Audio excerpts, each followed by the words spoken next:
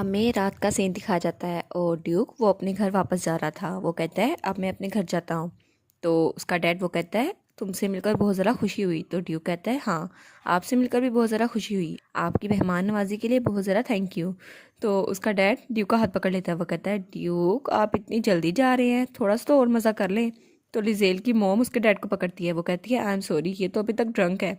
और फिर उसको उठा के पीछे ले आती है। वो कहती है आप लोग जाओ। तो लिजेल कहती है आप फादर को अंदर ले जाओ, मैं इन्हें छोड़ के आती हूँ। तो उसकी मॉम कहती है हाँ हाँ तुम लोग जाओ, इनकी फिक्र ना करो। और फिर ड्यूक कहता है आपको मेरे साथ आने की ज़रूरत नहीं थी, आप प्लीज़ अंदर जाएं। तो लिजेल कहती है नहीं नहीं, कैरी अभी आई नहीं है, तो मैं आपके साथ ही रहूँगी। और जब वो दरवाजे पे पहुँचती है तो वो कहती है देखा, कैरी अभी तक नहीं आई और आपको ऐसे जाना पड़ता। तो वो कहता है ओ सॉरी।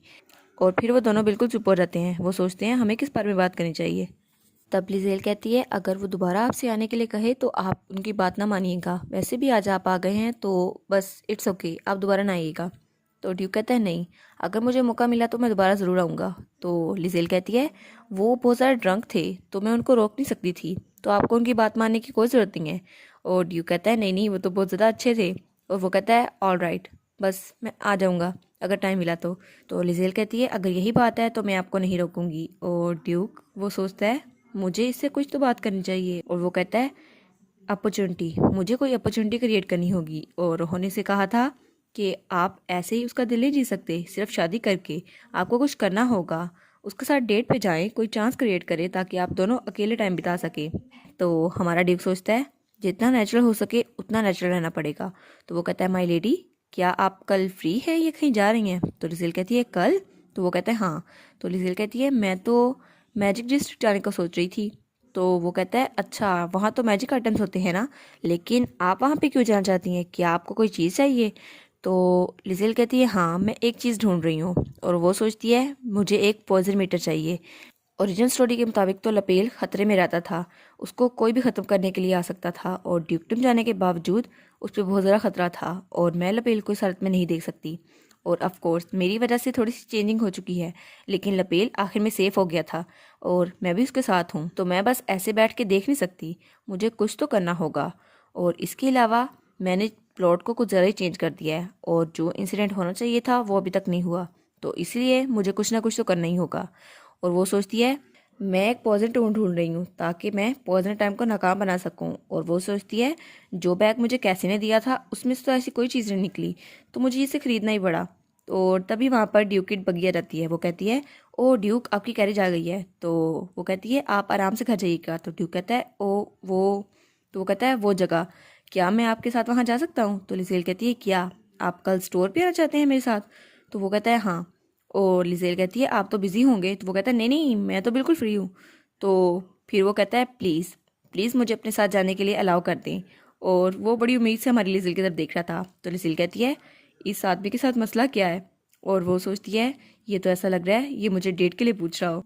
और हमारा ड्यूक सोचता है ये मेरी तरफ ऐसे घूर क्यों रही है, ये कोई जवाब क्यों नहीं दे रही? तो वो सोचता है क्या ये मेरे साथ वक्त नहीं गुजारना चाहती? तो वो कहता है अगर हम पब्लिक में और मिलेंगे तो हमारे रिलेशनशिप के लिए अच्छा होगा, लोगों को हम पे शक नहीं होगा। तो लिजेल कहती है अच्छा अच्छा अच्छा, ये रीज़न थी। तो वो कहती है मुझे इतना गुस्सा क्यों आ रहा है? वो कहती है ओके ठीक है, तो फिर आप फ्री रहिएगा। और वो कहती है तो क्या आप लपेल को भी साथ ला सकते हैं, वो वहाँ होगा तो बहुत ज़रा अच्छा होगा। तो ड्यूक कहता है क्या मतलब लपेल? तो वो कहती है हाँ, लपेल बहुत ज़्यादा फ्रस्ट्रेटेड होगा क्योंकि वो मेंशन में अकेला रह रहा है, तो मैं उसको बहुत ज़्यादा मिस कर रही थी। तो ड्यूक कहता है हाँ हाँ ऑफ कोर्स मैं उसको ले आऊँगा। तो वो कहती है ठीक है, तो आपको मैं मार्केट की एंट्रेंस में मिलूंगी कल 1 बजे। तो ड्यूक कहता है ठीक है, तो अब मैं चलता हूँ। और फिर उसकी बग्गी वहाँ से चली जाती है और लिजेल उसको जाते हुए देख रही थी।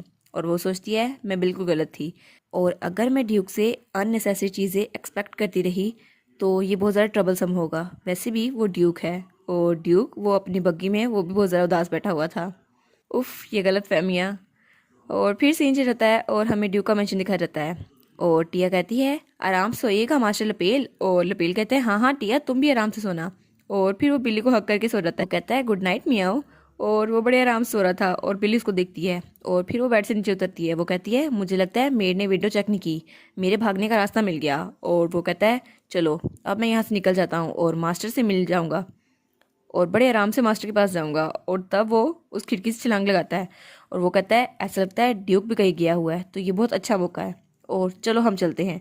और फिर वो बड़ी तेज़ से वहाँ से भाग रहा था। वो कहता है इससे पहले कोई मुझे नोटिस करे मुझे जल्दी जाना होगा।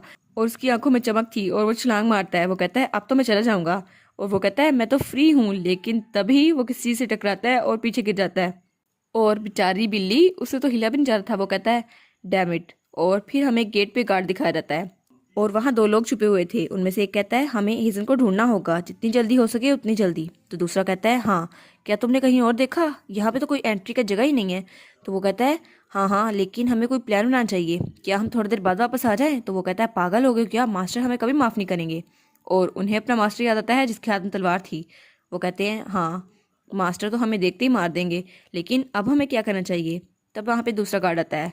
तो वो कहता है तुम इतनी जल्दी आ गए, तुम्हारी शिफ्ट में तो थोड़ा टाइम बचा है ना? तो वो कहता है हाँ हाँ, लेकिन मुझे कोई काम था इसलिए मैं यहाँ पर आ गया। और उसके हाथ में हेजन पकड़ा हुआ था जो कि बिल्कुल ही मुर्दा लग रहा था। तो वो कहता है मुझे एक यहाँ पे मरी हुई बिल्ली मिली है।